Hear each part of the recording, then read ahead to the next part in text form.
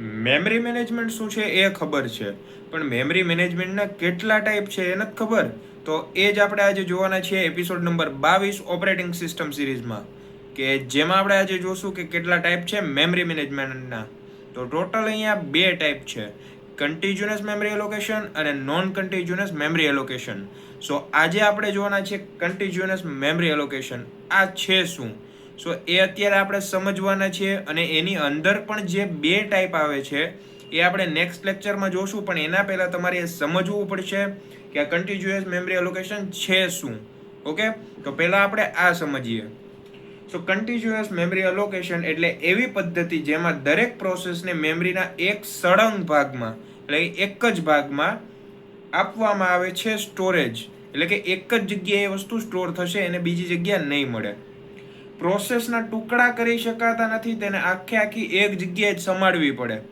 સો હવે આપણે કેમ કહીએ કે ભાઈ મારી પાસે ફોન છે, પણ મારી પાસે પેન્ટમાં એવા બે ખીચા છે કે ફોન મારી પાસે આવડો ફોન છે અને ખીચા ખાલી આવડા છે, પણ બે છે. તો હું કાંઈ ફોનના ટુકડા કરીને બે ખીચા મળતા ફોન નહીં નાખું.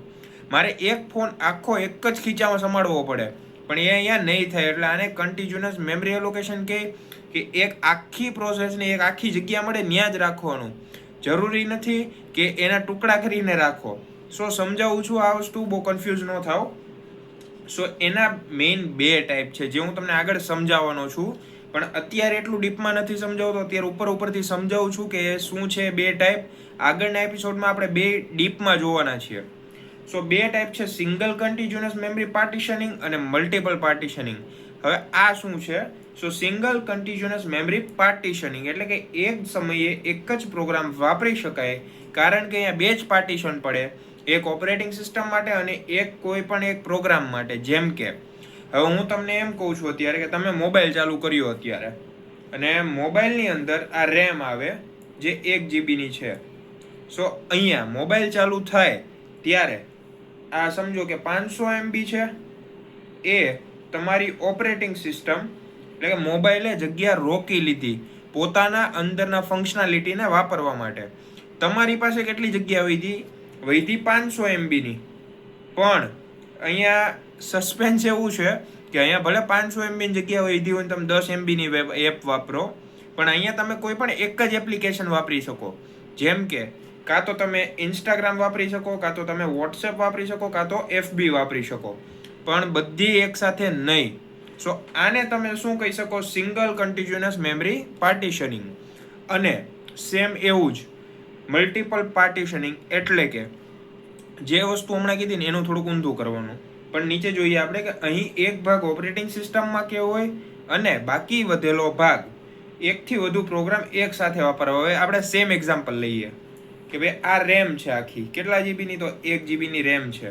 સો અહીંયા ઓપરેટિંગ સિસ્ટમ ભલે 500 MBની જગ્યા રોકે, એટલી બધી લે નહીં, પણ સમજો કે રોકે.